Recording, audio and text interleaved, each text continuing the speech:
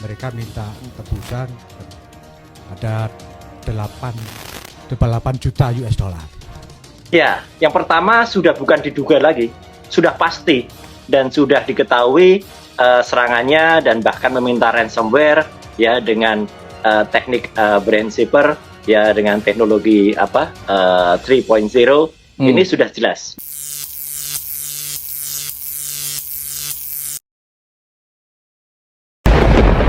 Baru-baru ini, Menkominfo mengabarkan bahwa data kita telah dihack tuh oleh para hacker dengan menggunakan ransomware. Nah, ini pernyataannya ya. Mari kita reaksi sama-sama biar nggak paham tuh.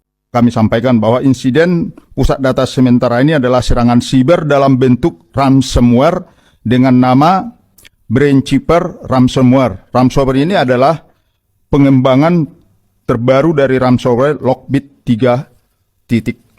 Jadi yang berdampak itu ada 210 instansi yang berdampak dari baik itu pusat maupun daerah. Kerugiannya kami bilang, tapi kerugian yang masih bisa kita lihat adalah layanan publik terganggu. Si pelaku ini apakah meminta uang tebusan juga nggak Pak ke pihak Kemenkominfo Pak? Jadi rekan-rekan, jadi memang di dark web itu kita ada Iya, benar. jalan ke sana itu ya kita Simpel. ikuti dan mereka minta tebusan ada 8 juta US dollar. Banyak netizen berkata bahwa Menkominfo ini harusnya berisikan anak-anak muda, terutama yang jago tuh, tentang IT security. Ini malah isinya bapak-bapak dan maaf ya, udah pada tua gitu. Kalau anak muda kan bisa ulak-ulik, lebih update gitu, tahu perkembangannya. Bukan maksud mengesampingkan yang tua-tua ya. Kalau anak muda kan lebih gercep gitu tentang perkembangan yang terjadi.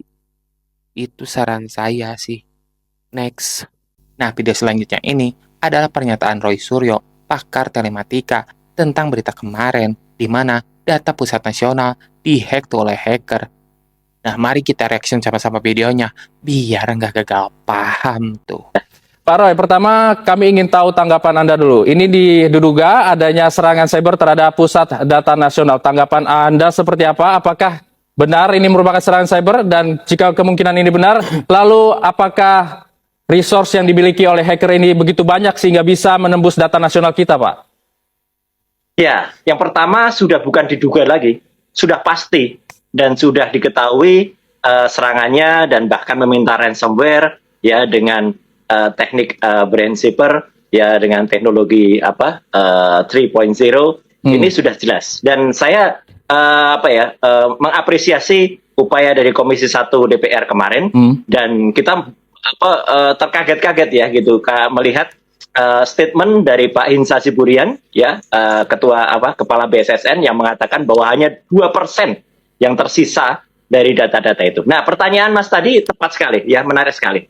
Saya sekaligus mau mewaspadakan gitu ya, atau wanti-wanti bahwa apa statement yang selama ini kita dengar, wah data aman, itu sudah dikunci, tidak mungkin kemana-mana. Salah besar, Mas, gitu kan apa? Hacker itu setidaknya ada 4 hal yang dilakukannya. Yang pertama, dia berhasil masuk, ya dia berhasil mengintersepsi ya sistem kita. Jadi sistem kita sudah bobol. Mungkin bukan barusan, mungkin sudah beberapa waktu yang lalu. Jadi artinya kalau ada indikasi kemarin katanya pada tanggal sebelum tanggal 20 itu sudah ada indikasi yang masuk, serangannya masuk. Itu adalah serangan yang sudah kesekian kali sebenarnya. Jadi sudah sempat ada yang masuk membuat yang namanya secara teknis backdoor di situ, pintu belakang di situ sehingga dia bisa masuk dan mengambil semua data. Yang kedua, dia ngambil dulu datanya. Jadi kalau sudah masuk, dia ngambil dulu datanya. Jadi tidak benar kalau dikatakan data kita itu aman. Enggak. Datanya pasti, sekali lagi saya berikan, pasti sudah diambil dulu semuanya. Dan kemudian apa yang dilakukan yang ketiga? Yang ketiga dia melakukan enkripsi. Jadi yang ketiga dia merusak atau mensandikan data kita dan dia memiliki kunci untuk membuka. Nah, yang keempat dia mengancam dan kemudian menawarkan ransom tertentu. Nah, artinya apa? Artinya kalau kita mau tunduk membayar, ya maka itu akan dibukakan. Tapi ini sama sekali sebenarnya tipuan juga. Ya tidak akan mungkin dibuka. Ya pengalaman ransomware di berbagai negara itu jarang ada. Makanya saya sangat kaget ketika kemudian harusnya ya kalau orang yang atau negara yang kemudian diretas itu harusnya dia memiliki backup data. Ketika backup dikatakan hanya 2%, waduh, Dan ini sangat bencana bagi kita. Bahaya. Dan tadi pertanyaan terakhir dari Mas, apa bahayanya? Bahayanya apa? Suatu saat data-data yang sudah diambil 282 sekian kementerian, lembaga, kemudian kota, kabupaten yang itu akan diumbar semuanya. Dan itu ada data-data penduduk, Mas. Itu ada data-data penduduk, ada NIK, ada nomor KTP, ada kemudian juga data kesehatan, ada kemudian data intelijen di dalamnya, kita dengar kan? Ada Inavis, Indonesian Automatic Fingerprint Identification System juga bobol. Kemudian data dari BAIS TNI bobol. Kementerian Perhubungan bobol. Kemudian terakhir yang semalam sudah diumumkan lagi jadi dark web adalah BPJS Ketenagakerjaan. Nah, jadi ini tinggal tunggu waktu saja. Ini data-data yang dibuka, ditawarkan di dark web, dan ini berarti apa? Data di Republik kita, termasuk data masyarakat, ini benar-benar dalam bahaya. Makanya saya juga keras kemarin, ini harus bertanggung jawab. Kementerian Komunikasi Informatika itu harus bertanggung jawab, bahkan saya katakan sesuai dengan petisi yang ada di SafeNet, mundur. Itu, Mas. Baik, Pak Roy, ini lalu dampak yang dirasakan masyarakat secara langsung ini, Pak, apa Pak menurut Anda, Pak? Ya, yang pertama kemarin masyarakat sudah merasakan ketika data Kementerian Hukum dan HAM, utamanya Ditjen Imigrasi, itu bobol, ya, itu kan otomatis kemudian layanan imigrasi terganggu. Sampai sekarang, pembuatan paspor di beberapa tempat itu kan masih belum jalan. Oke, mungkin yang di Soekarno-Hatta, yang ada di Kuala Namu, yang ada di Bandara Juanda, itu sudah mulai jalan. Itu kita appreciate. Kita hormat kepada Kementerian Hukum dan HAM yang menjalankan sendiri datanya dengan data lama. Sekali lagi, ini data lama loh yang dijalankan oleh dia. Bukan data yang sudah disimpan di Pusat Data Nasional Sementara 2 yang ada di Surabaya.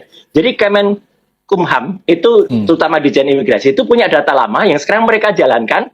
Sayangnya memang sekarang mereka menggunakan Amazon Web Services ya, AWS untuk menjalankan. Ini ada bahayanya juga. Tapi oke lah, daripada tidak jalan, ya yang penting automatic gate-nya sudah jalan, kemudian layanan checking paspornya jalan, ya hanya pembuatan paspornya belum jalan. Itu baru untuk paspor, Mas. Nanti misalnya orang mau melakukan cek kesehatan, bisa jadi nanti rekam mediknya, medical record dari seseorang itu hilang.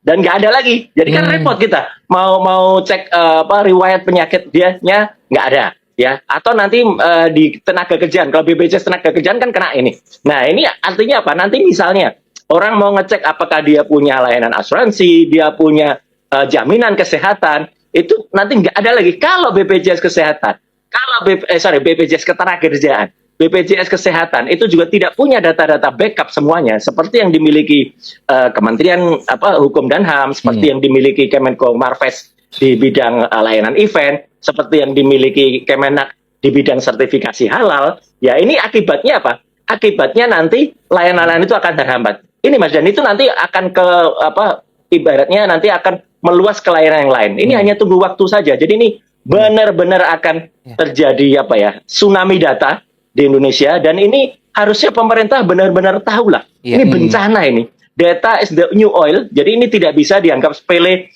Itu kan cuma data-data lama yang bocor. Itu kan nanti bisa dianu lagi.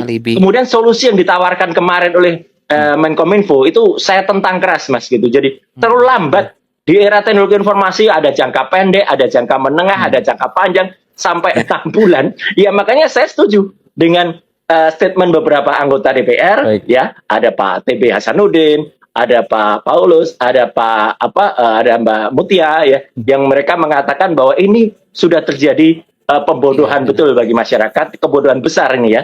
Karena apa? Karena layanan di PDN Pusat Data Nasional yang sementara ini, tidak jalan.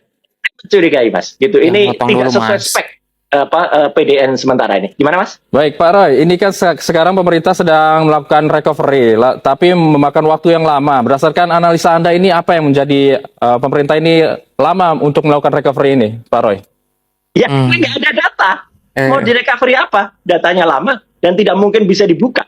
Jadi kemarin saya justru menghargai kejujuran dari Pak Hinsa Siburian yang mengatakan backup data itu yang diambil dari PDNS sementara 1 yang ada di Serpong, dan itu sistemnya lebih kuno daripada PDNS 2 yang ada di Surabaya, karena yang ada di Serpong itu hanya tier 3, generasinya lebih tua, ya. Yang ada di Surabaya ini sebenarnya tier 4 rencananya, tapi ini saya sekaligus mengkritisi apa benar dia tier 4. Kalau tier 4 itu nggak mungkin setidak canggih ini. Nggak mungkin sebolot Baik. ini. Jadi cepat sekali, up-nya juga cepat. Kalau itu down, up-nya cepat. Jadi Baik. apa sekarang? Yang harus dilakukan, ini solusinya ya. Ya udah, umumkan saja memang datanya rusak, dan dari semua tenan yang ada 282 kementerian, lembaga, pemerintah, kabupaten, kota itu buka Baik. lagi data masing-masing di tempatnya masing-masing, di lokalnya, moga-moga masih ada. Tapi data lokal itu otomatis Mas, itu data yang masih lama, mungkin data 1-2 tahun yang lalu. Ya menurut Ya udah, nggak apa-apa kalau masih ada, itu masih untung. Ibaratnya gini, simpelnya saja. Biar Orang sekarang masyarakat punya tahu laptop, nih. laptopnya kemudian harddisknya crash. Baik, Pak Roy. Mungkin dia 1 bulan yang lalu, 2 bulan yang lalu, atau setahun yang lalu masih punya harddisk eksternal, harddisk cadangan. Ya data di harddisk cadangan itu yang ada di laptop harddisknya, format aja udah habis. Baik. Itu karena itu udah diancam oleh si hacker gitu. Jadi ini ditimpakan lagi jalan, ya celakanya data-datanya masih Udah data bete lama, nih, data reporter. dari terakhir di backup di eksternal tadi sampai ke laptop itu yang hilang. Itu kira-kira Baik. bayangannya seperti itu, Mas. Baik, Begitu. Dr. Roy Surya, terima kasih atas waktunya. Ya misal dari BPJS Ketenagakerjaan.